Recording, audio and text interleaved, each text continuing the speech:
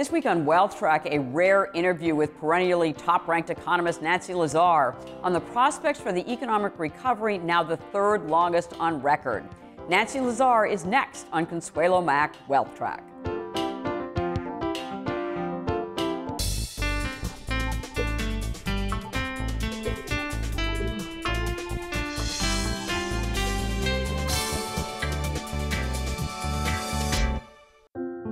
New York Life, along with Mainstay's family of mutual funds, offers investment and retirement solutions so you can help your clients keep good going.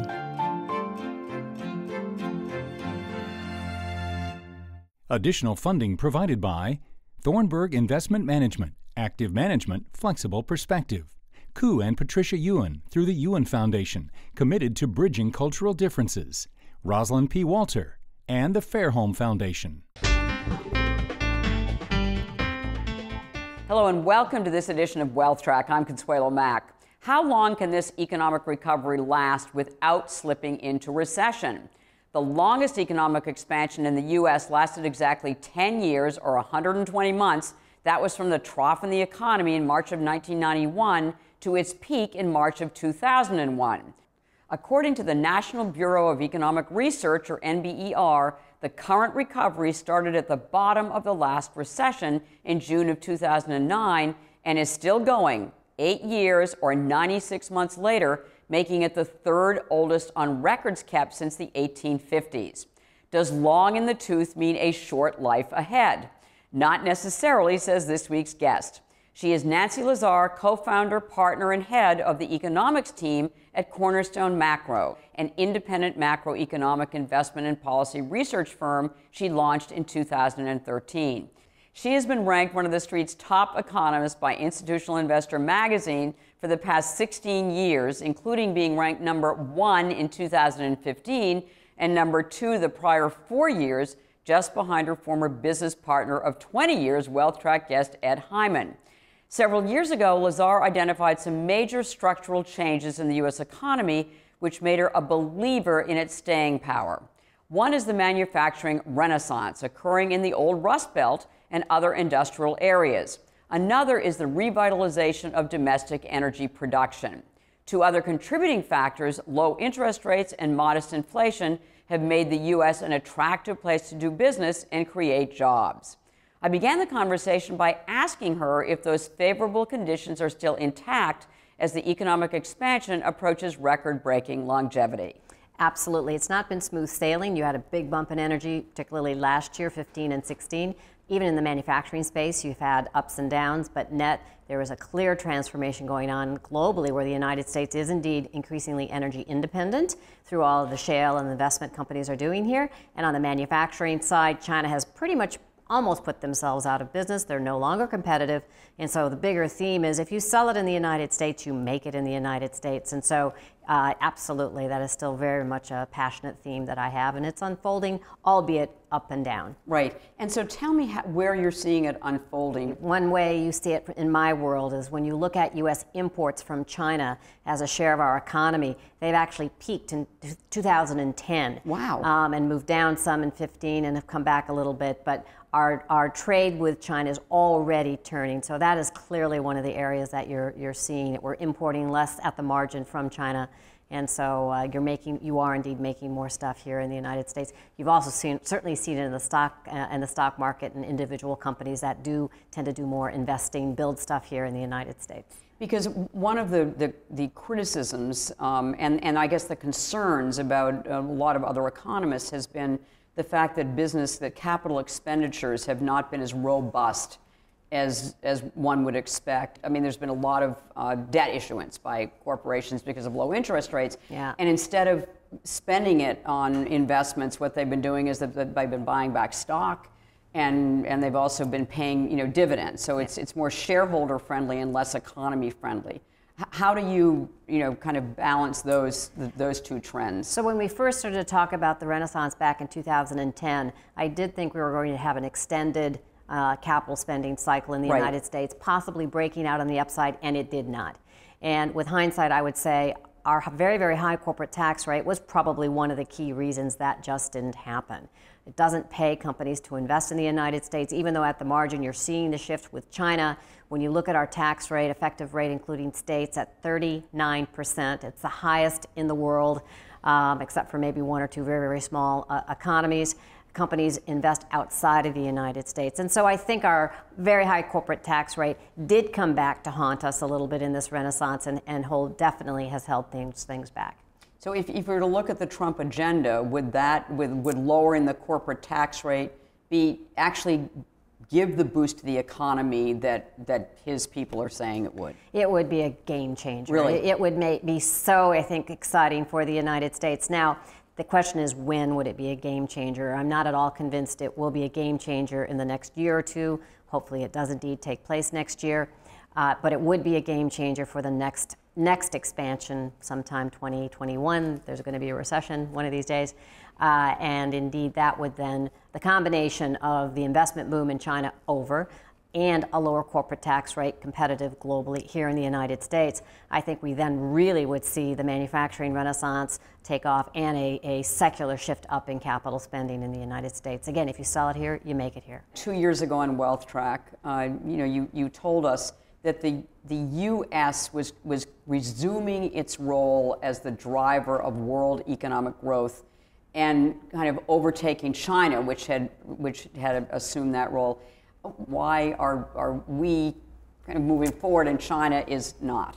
The easiest way to think about China is that it was a bubble, similar to our housing bubble, similar to the tech bubble in the 1990s, i.e. they invested way too much. They spent way too much money, they overbuilt, and now they're having to pay for that consequence. And after you've had a bubble in any industry, again, our tech bubble or Japan in the 80s, you never resume that growth just because you can't.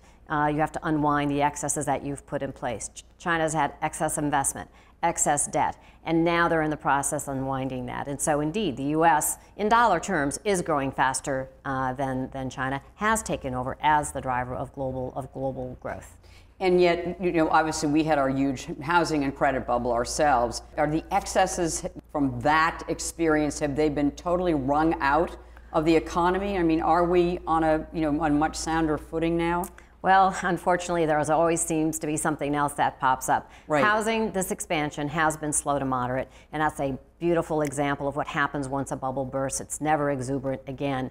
Never again in this cycle? In this cycle. Okay. The next expansion, it certainly could come back, but right. Housing's had a healthy, albeit slow to moderate, I'd say, compared to what most people would have expected. But there are other areas potentially that are now growing too quickly or are excesses that will help to contribute to, say, the next recession. And what are those areas where you're seeing excesses growing? Well, corporate profit margins actually have started to deteriorate, and the reason, and profit margins are obviously how much money you're making relative to your costs, and the cost of doing business has gone up a lot. And as a result, it's more difficult for companies to make money. And as profit margins start to deteriorate, you actually have to start cutting back on your spending. And so if there's an excess, I'd say there are two, and it's in corporate America. One, it's too much debt, as you were suggesting. But two, it's too many people. Companies have hired too many people, increased their labor costs, contributing to the declining trend we're seeing in corporate profit margins. Is that being reflected in the unemployment rate? Bingo. Yes. The labor market is tight, and to be sure, there are still plenty of people who would like to be employed who can't be employed in part because they don't have skills. But at the end of the day, the labor market is tight, and that is creating upward pressure on wage inflation, which is great for the consumer. It's terrific that the consumer is finally getting a pay increase, but at the same time, it's not so good for companies. And as a result, their profit margins are getting squeezed. And that's classically, in my world, a sign of a late stages of the business cycle. And so the business cycle is not dead as much as I think people today would like to think that it is. So late stage of the business cycle, we are nearly 8 years into the economic expansion, the third longest on record. And so how late are we in this cycle? So one of my little pet peeves is that it's not age. It's when excesses start to show up, and that's when the business cycle starts to get too old and starts to fade and risks increasing a recession. So We have a statistical way of measuring where we are in the business cycle, and our best guess is a recession is 2.5 years down the road.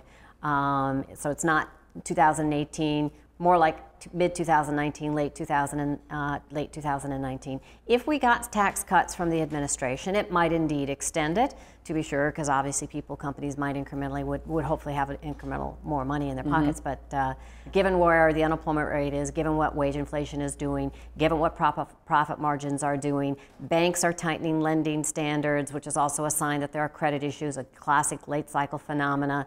Another couple of years before we probably have the next recession. And what impact is the Fed starting to raise rates having on the hastening us towards a recession? Or probably not too much. I mean, Roberto Perli, my colleague, highlights the Fed has no intention of derailing the economy. Right. Odds are they're going to tighten rather slowly rather than quickly. They are tightening because they do see this tightness in the labor market, which is longer term and inflationary backdrop. So they're acting responsibly, but they're not going to pull the rug, those would be my words, out from underneath the economy and tighten aggressively.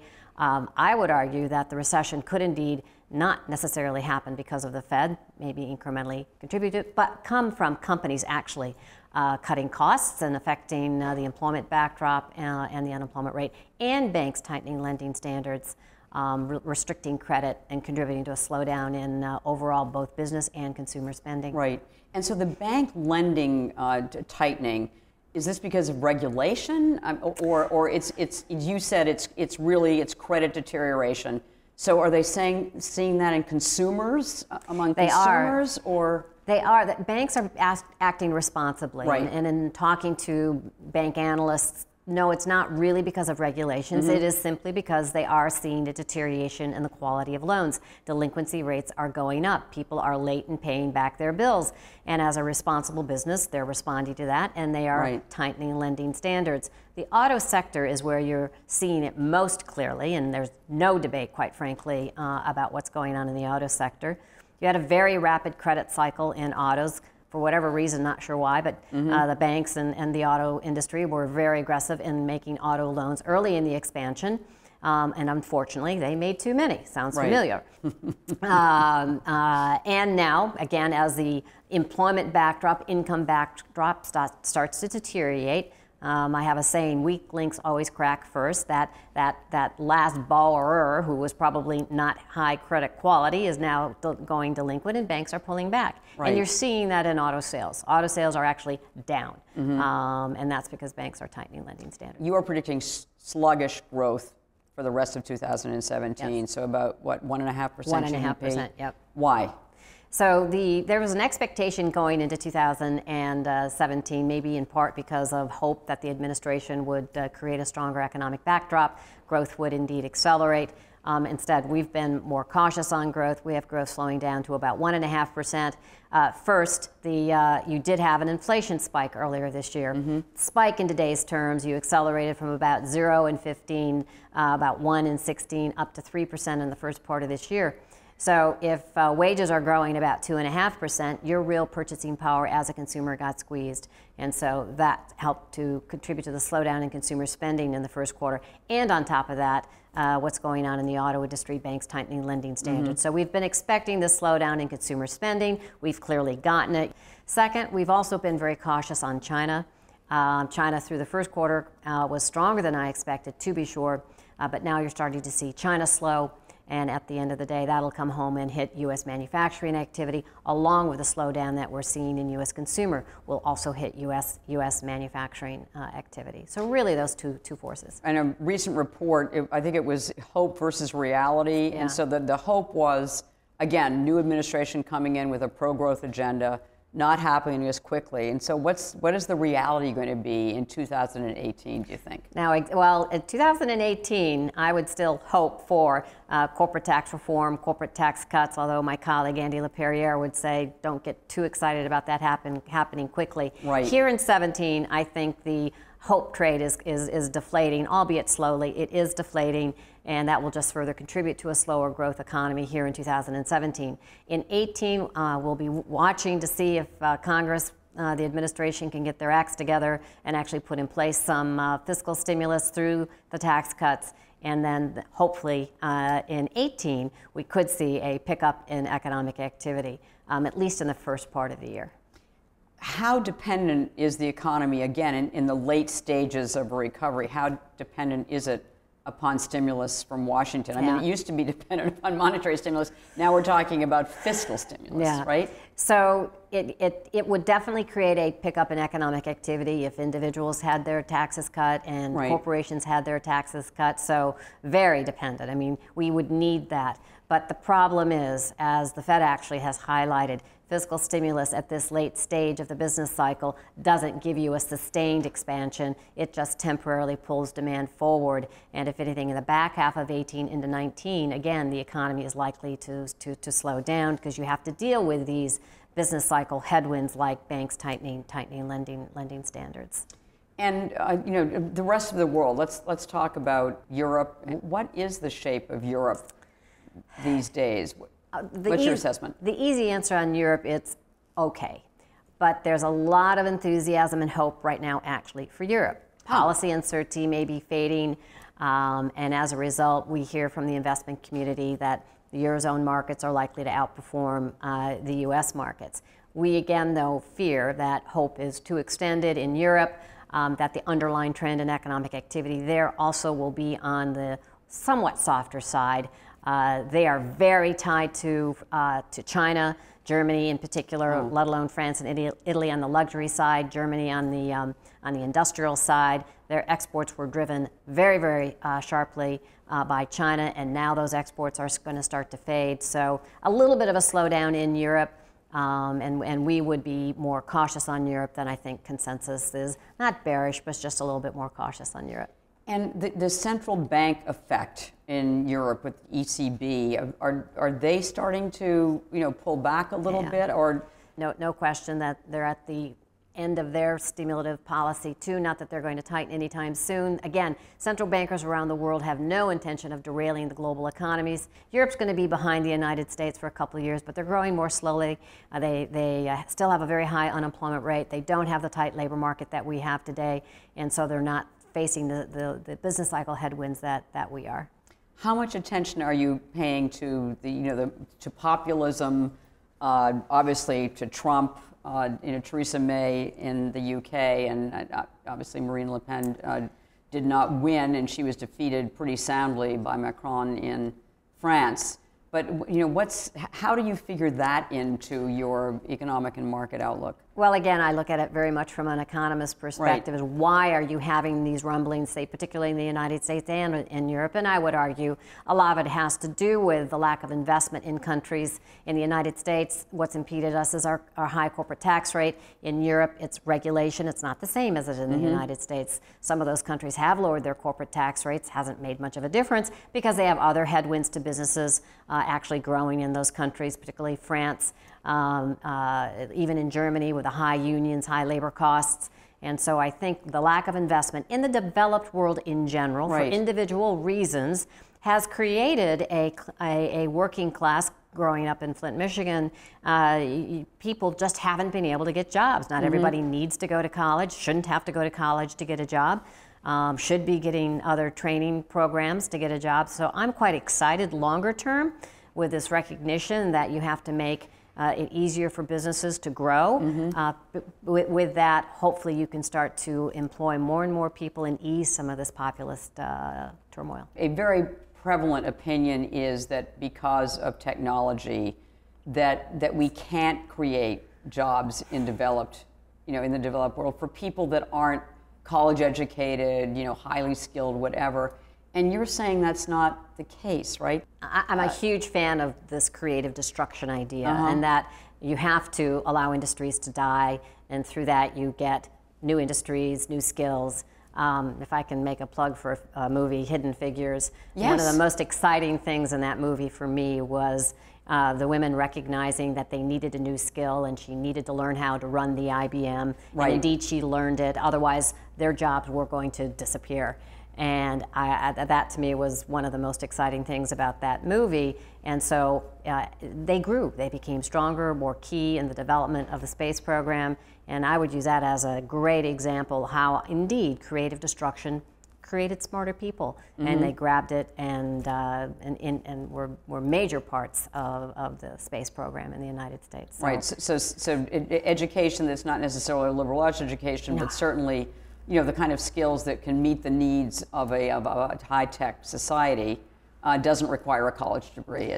Trading programs. When I graduated from high school, most of my high school graduating class went to a trade school. Right. Good for them. That's what they wanted to do. That's where the jobs were. And so we need a broader footprint of jobs in this country instead of the narrow footprint we've had. And so that's why, again, the manufacturing renaissance idea to me and the energy renaissance idea to me create jobs, albeit not the same jobs back in the 70s or 80s.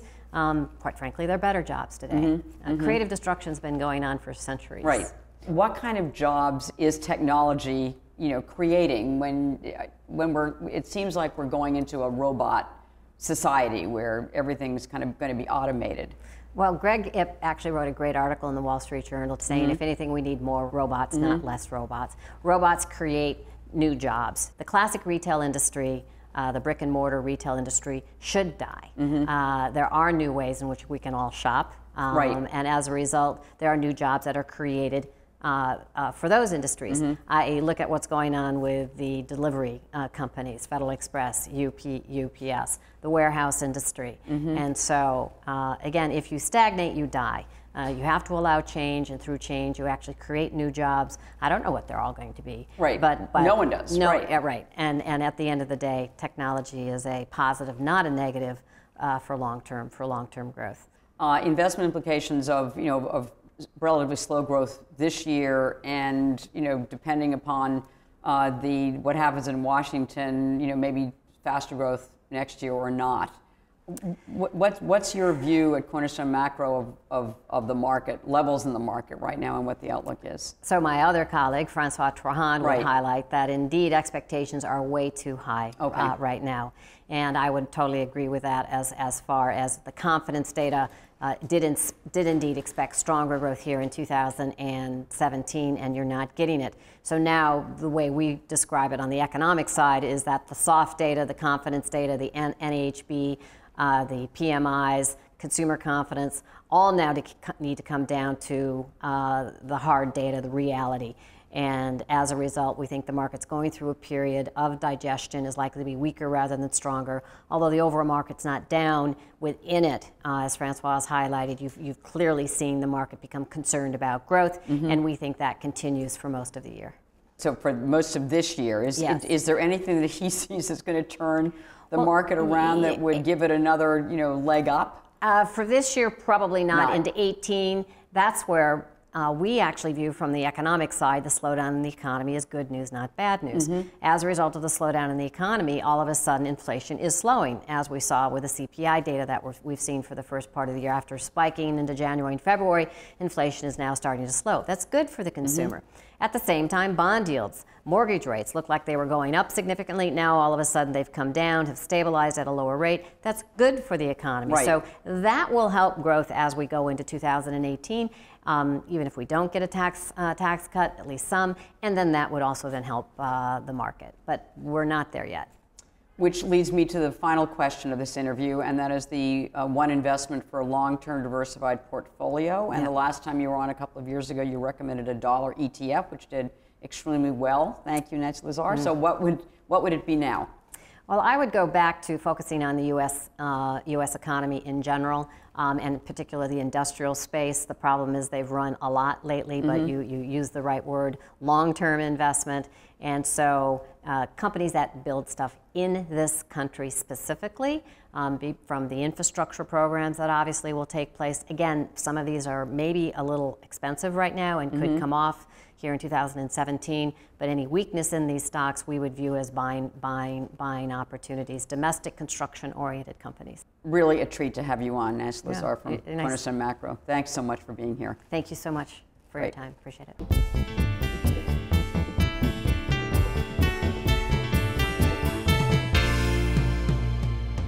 At the close of every Wealth Track, we try to give you one suggestion to help you build and protect your wealth over the long term. This week's action point is beware of falling into a false sense of security about the economy and markets. The slow and steady nature of the economic recovery has been reassuring. But as Nancy Lazare noted, the business cycle is still very much alive, and this expansion is well along in years. Investors have also become complacent. A widely followed measure of market fear, the CBOE Volatility Index, or VIX, recently touched nearly quarter-century lows. Low market volatility is typical during expansions, but again, we are also in the late stages of a bull market. Some caution is warranted on both fronts, and some precautionary measures, such as increasing your rainy day funds or raising some cash in portfolios, might be a good idea. Well, next week, we're going to search for income in the taxable and tax-free bond markets with managers from two highly rated mutual funds. Thornburg's Jeff Klingenhofer and Nick Venditti will join us. To see this program again, more of our interview with Nancy Lazare and other Wealth Track interviews, please go to our website, wealthtrack.com. Also, feel free to reach out to us on Facebook and Twitter. Thanks for watching. Have a great weekend and make the week ahead a profitable and a productive one. New York Life, along with Mainstay's family of mutual funds, offers investment and retirement solutions so you can help your clients keep good going.